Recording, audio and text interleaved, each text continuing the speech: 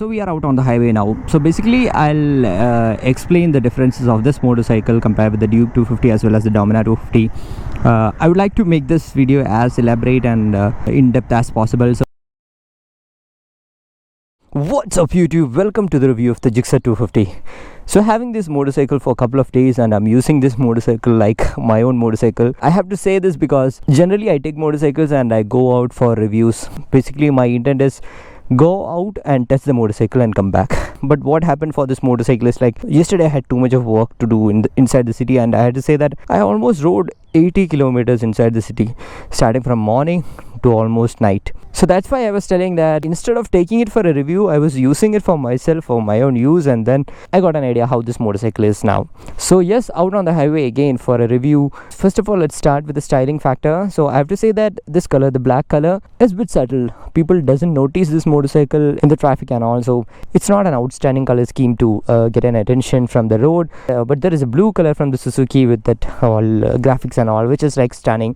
That's the same color which I've taken for the SF250, and it's an eye-catchy color as well. But coming on to this color is very subtle. It doesn't make any bells and whistles to attract people, and looking around, very neat and clean motorcycle. And coming on to the tail section, I really love that kind of tail light. It really gives a good feel, especially in night times. And again, walking around, we have the new kind of headlight setup. To be honest, I'm not that kind of a big fan of this headlight because I like the headlight of the previous versions more. And the fit and finish on this motorcycle is like really nice. Like, it's a Suzuki motorcycle, so I couldn't find any problem with the fit and finish and all. But by the way, the motorcycle looks so dirty. I was using it inside city yesterday. It was drizzling at times, so the motorcycle is dirty now. But looks is not just the thing which is there for the Gixxer 250. There are a lot more things to talk about when it comes to the engine as well as the ergonomics and how. So before getting on to the motorcycle, I have to say that we have a wide seat over here, which has a very nice character because this part of the seat has the lowest seat height and this part of the seat has the highest seat height. So you can push yourself to the race side if you want to ride in a bit sporty manner, and the foot peg feels slightly raised. That's the feel that I'm getting. And from the pillion seat as well, the seat is fine, comfortable. It's a moderately cushioned seat. That's what I can say. You can sit on the saddle for longer time. I've told that I was on this motorcycle for the entire day. I was out yesterday in hot sun riding this motorcycle from north to south in Bangalore. So yes, the seat is good, especially for the city use. So getting on to the motorcycle, it's not a very tall motorcycle. For my height, it is kind of okay. As I told, when I'm sitting at the nearest point of the seat to the tank, we have a comparatively upright riding ergonomics. If I push a little bit backwards, I have a slightly sporty feel, and the handlebar is moderately wide. It gives a very nice feel, and we have all basic switches on the handlebar. I don't want to walk you through all these things. And coming on to the dial, what you see over here is very, very basic. That's what I want to say. Suzuki could have improved something over here. So what you see is like, this is the tachometer, this is the gear position indicator, the speedometer. Here comes the odometer and 2 trip meters and a voltage level indicator.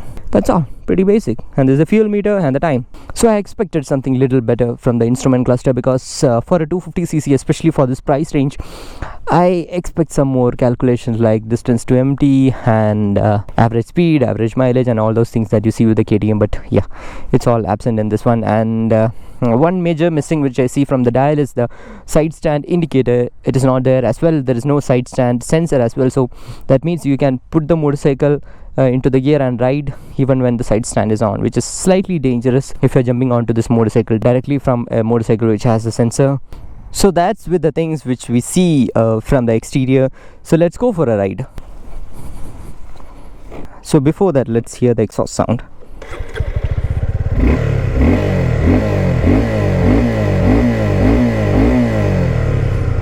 It has got a nice feel. So we are out on the highway now. So basically I'll explain the differences of this motorcycle compared with the Duke 250 as well as the Dominar 250. I would like to make this video as elaborate and in-depth as possible. So before that, let's talk about this motorcycle and then we'll go to the comparison. So let's pull this motorcycle a little hard.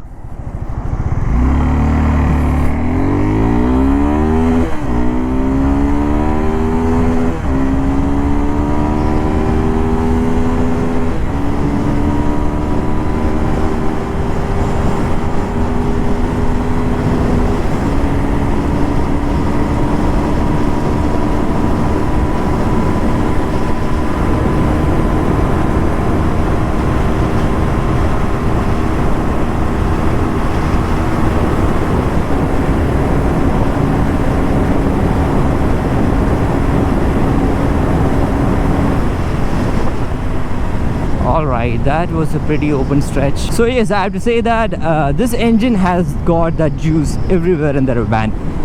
The bottom end torque is nice. It is not too much accelerating motorcycle and all. It is very nice for a beginner as well as an intermediate rider, and you have that grunt in the mid RPMs as well as the top RPM. So the motorcycle can pull easily to a 100 km per mark. I think it was hitting the 100 at the 4th gear itself, and the motorcycle actually kind of gets saturates at 130 km per hour. When I rode the SF250 last time, that was actually going to 140 and 145 if I'm not mistaken. The absence of fairing has made a huge difference to the top speed and the cruising speeds. So coming back to the engine is very fun to ride, be it inside the city or on the highway. It is very fun to ride. Yesterday when I was riding the motorcycle back and forth in the city, I was actually trying to keep myself in the top of the line because I had to rush from places to places, and I was keeping myself in the mid RPMs and slightly onto the top RPMs all the time. And yes, I was maintaining a very good average speed and keeping the top of the line in the traffic itself. So the engine is very stress free, and engine gives you a very nice feel when you accelerate, and there is a slight amount of buzz which comes to the foot peg when you really go to the top end. Otherwise no issues from the engine, and there is absolutely no heating issues. Okay, whatever kind of cooling technology this has, I have to say that absolutely no heating issues which I faced yesterday, because it is summer and bumper to bumper traffic, and no heating issues from this engine. Let's talk about the ergonomics a little more. You might have seen that I had to tug down after the 110 km per hour mark and all, because the wind blast is a bit huge. Like after 90 km per hour, you are directly thrown out to the wind blast. So one thing is the ergonomics is exactly similar with the SF250. That's what I can say. The SF250 is just a faired version of this motorcycle with no other changes. Even the distance to the dial and everything feels almost the same. And coming on to the other things like the clutch and the gearbox and all, the gearbox is very precise. It is little hard, but it's very precise. I can feel each and every gear shifting, and no false neurals, no trouble from the gearbox. And the clutch feel is slightly onto a tighter side, but the clutch play is less, so that is not going to make a huge problem when you have to shift a lot. But the thing is, if you have to shift a lot, you make sure that you're wearing a shoe. Not necessarily you have to have a riding boot and all, but you have to have a shoe, because when you have to shift too much and you have a slightly tighter gearbox, you have to put a little more pressure. So riding with a chappal won't be an ideal situation for this motorcycle. Have a shoe, you will be comfortable on this motorcycle. And coming on to the brakes and all, this comes with dual channel ABS, which is nice. The braking bite is not that great, that's what I have to say. The braking feel is progressive. It really gives a nice feel. You cannot expect that kind of really sharp brakes that you see on a KTM or on the discontinued CBR 250R or on the RR 310. In that way, I'll say that the braking has a really nice and progressive feel, which is again beginner friendly. And coming on to the tires and all, I don't have any complaints on this tire. I am able to do some amount of slight cornering and all. When I go on high speeds as well, there is no wobbling issue, nothing. The tire is holding up well. And from the braking department as well, when I was doing hard brakes and all, I didn't had any trouble from the tire. And when it comes to the suspension, I have to say that altogether the suspension is set onto a slightly stiffer side. That's what I have to say. And coming on to the maintenance part of this motorcycle has to be serviced once in 4,000 kilometers, 5,000 and all, and it will generally cost you 2,000 rupees for a paid service. And the mileage part is the best thing. So I never really checked the mileage of this motorcycle, but I got to know it from few other owners. So they were getting something like 30 to 35 for city use and 35 to 40 km per liter for highway use, which is nice mileage figure. So altogether, let's see who can look onto this motorcycle. Before going to the comparison, let's see what kind of a rider fits onto this motorcycle. So if you're someone who wanted to keep yourself on top of the line, if you have to ride inside city and you have to have that fun factor, like the engine sounds good, the exhaust sounds good, and you wanted to keep that fun factor, then probably this is a very good city motorcycle. And when it comes to the highways, the motorcycle can easily do 110 km per hour, no doubt about it. But the thing is, it's a naked motorcycle, you have to expect a lot of wind blast. So my comfortable speed is something like a 90 km per hour, which is kind of an okay for this kind of a motorcycle. See, when it comes to the Dominar 250 and all, the head of the motorcycle stays a little higher, so that in turn gives you a lot of wind protection. But on this one, you're directly onto the wind blast. So that's my take on the highway cruising speeds and all. And even with this ergonomics and with this seat setup, you can do something like 300 to 400 km in a day and all. And one major thing which I want to say, especially when it comes to the city use as well as highways, that the mirrors are not that great. Almost 50% of the mirror is taking up my hands. I wish this portion of the mirror is a little more bigger one, so that I can see everything. So I was finding it a bit difficult using on the highway as well as city. So if you're a beginner, you wanted to jump from a scooter or from a 100cc motorcycle or a 150cc motorcycle, this motorcycle is going to give you a nice platform to grow, be it for your city use or your highway use.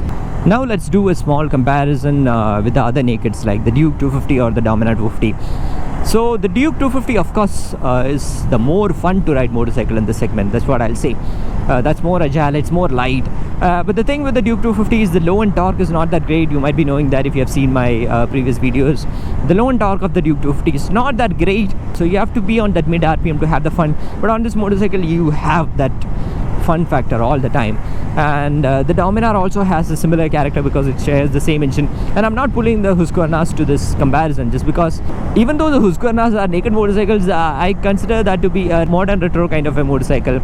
So if I have to pull in Husqvarnas, then I have to pull in the Honda's CB350Rs, and also this one I'm just keeping it plain and simple, like the comparison between this one, the Duke 250 and the Dominar 250. If you want to have a little more engaging throttle, then definitely this one should be a pick.